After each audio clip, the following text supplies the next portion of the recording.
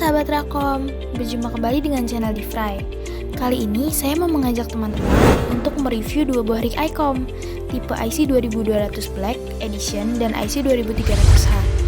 Kedua rig besutan ICOM Jepang ini memang bentuknya tidak banyak berubah. Padahal ICOM 2200 Black Edition ini pertama kali diluncurkan 12 tahun yang lalu. Sedangkan rig ICOM 2300 masih terbilang anyar. Kalau tidak salah yaitu pada tahun 2015-an. Bila kita perhatikan, ICOM 2300H dimensinya memang sedikit lebih mungil dibandingkan kakaknya, ICOM 2200H ini. Tapi apakah demikian? Yuk ikuti terus review kami ya. Bila diperhatikan dari depan, keduanya nyaris sama tanpa ada perbedaan, hingga lokasi tombol-tombolnya pun tak ada yang berubah. Perbedaannya yang nampak hanya posisi speaker dan heatsink yang keduanya berbeda. ICOM 2200 heatsinknya ada di bagian atas, sedangkan ICOM 2300H heatsinknya ada di bawah dengan warna silver. Yuk kita lihat lebih dekat ICOM 2200 Black Edition. ICOM 2200 hadir dengan dua varian, yaitu Black dan Silver. Yang ada di hadapan kita ini adalah ICOM 2200 Black yang dapat mendengarkan airband. Rotary ICOM 2200 juga lebih solid untuk jenis plastiknya dan juga sangat lembut saat kita memutarnya. Dan tombol-tombol kecil ini untuk mengatur dan settingan berjumlah 6 buah yang masing-masing memiliki fungsi yang sangat penting. Sedangkan di atas ini adalah rotary volume dan di bawahnya adalah rotary coil yang berfungsi untuk kepekaan penerimaan. Sedangkan lubang kotak ini adalah konektor untuk ekstramik yang berbentuk spiral. Tombol paling atas adalah tombol power untuk on-off perangkat, dan tepat di bawahnya adalah tombol untuk menyimpan ke memori. ICOM 2200 yang saya miliki ini sudah lebih dari 12 tahun ya, bahkan power outputnya masih 65 watt. Oke, selanjutnya kita beralih ke ICOM 2300H, yang merupakan keluaran terbaru dari ICOM. Tombol rotarinya hingga tombol menu tidak ada perubahan, posisinya masih sama. Bedanya hanya di jenis bahannya. Tombol volume dan tombol coil juga sama, begitupun dengan tombol on-off termasuk juga konektor ekstramiknya. Kita kembali ke ICOM 2200 ya. Untuk melihat heatsinknya yang berwarna hitam dan tampak sekilas lebih kokoh dan lebar, heatsink ini berfungsi untuk menyebarkan panas dari bodi unit rig ini. Selama pemakaian di ICOM 2200 memang agak lebih panas dibandingkan ICOM 2300. Tapi perbedaannya tidak terlalu jauh. Oleh sebab itu, ditambahkan fan untuk mengurangi panas saat unit ini digunakan. Berbeda dengan adiknya, ICOM 2300H ini, di atas adalah lubang speaker, sedangkan heatsinknya ada di bawahnya. Nampaknya heatsinknya lebih kecil secara kasat mata ya, bila kita bandingkan dengan kakaknya ICOM 2200H. Perbedaannya yang mencolok adalah warna di kedua unit ini. ICOM 2200 posisi speakernya ada di bawah sini ya. Tapi secara fungsi keduanya tetap sama dan tidak ada perbedaan. Kembali ke dimensi. Kalau kita lihat dari atas keduanya sebenarnya sama ya. Hanya ICOM 2300 lebih sedikit kecil. Sekarang coba kita bandingkan ya. Dari depan keduanya sama secara dimensi. ICOM 2300 beratnya 140, tingginya 40 dan lebarnya 146. Sedangkan ICOM 2300 beratnya 140, tingginya 40 dan lebarnya 162. ICOM 2200 beratnya 1,25 kg. Sedangkan ICOM 2300 beratnya 1,1 kg.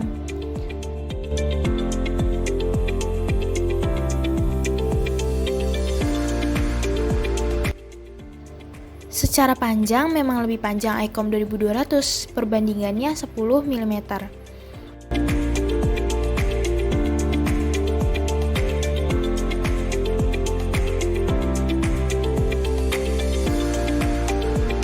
Untuk bagian belakang kedua unit ini sama ya, kabel DC, lubang speaker, eksternal, dan antena.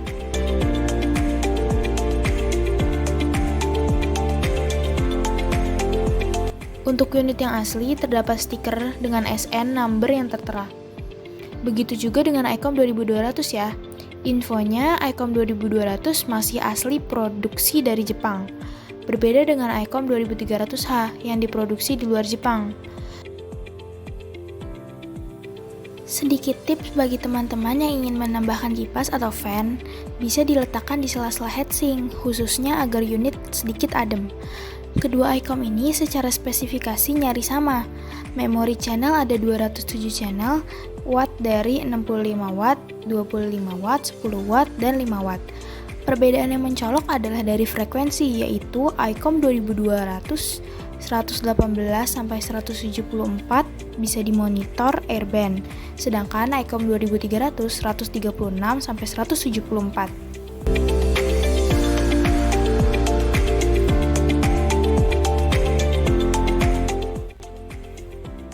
Agar lebih jelas, kita coba nyalakan perangkatnya ya.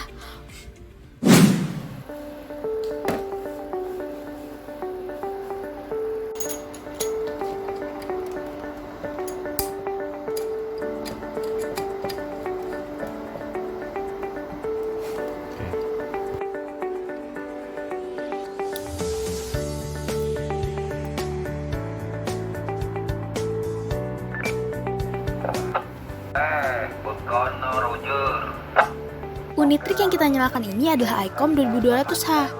Walaupun rig ini sudah lama, tapi suaranya masih bagus, sebandinglah dengan ICOM 2300H. Hampir semua fungsi masih berjalan normal. Dengan menggunakan rig, daya receive-nya lebih peka dibandingkan HT, apalagi ditunjang dengan antena yang tinggi.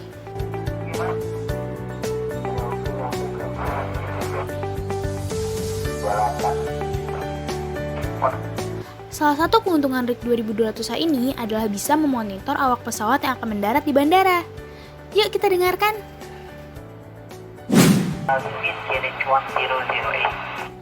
Direct India, listen 10,000 fake NH 1008, Korea 667, double way 249. Listen 2000 fake clear, LS runway 07 left, disable before installation on the localized Korea 627. Twin touch is go. Channel 103, report left bandwidth. Call left bandwidth to channel 103. Con, the 7 right 1008, line is 293. Oh iya kawan-kawan, radio komunikasi di saat pandemi ini menjadi bagian yang sangat penting loh.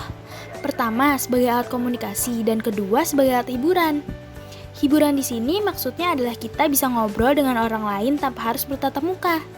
Nah, ini bisa kita dengarkan ya beberapa breaker yang asik ngobrol di frekuensi repeater maupun frekuensi lokal. Masih ke barat lagi dikit. Marino udah masuk gang tuh, ke barat lagi sedikit tuh. Jalan kaki. Tapi ya teman-teman juga udah siap. Betul. Jalan lo. Tunggu saja.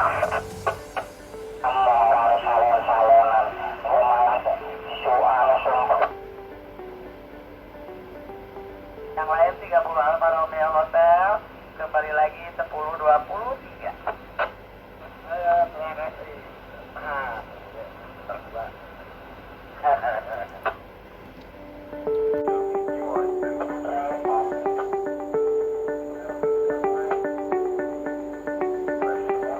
Untuk perangkat pendukung, rig ini tidak lupa menggunakan kipas untuk membuang panasnya.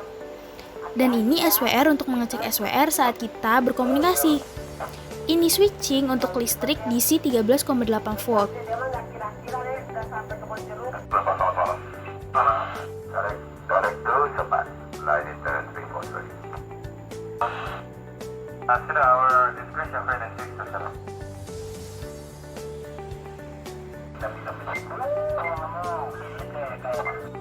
Secara umum, semua menu di ICOM 2200H dan ICOM 2300H persis sama.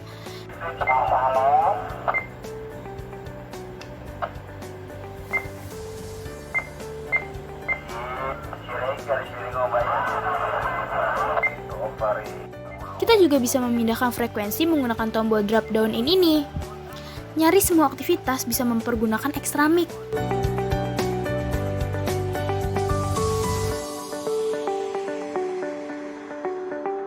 Perbedaannya di ICOM 2200 volume tidak bisa diatur melalui extra mic, sedangkan di IC 2300H sudah bisa.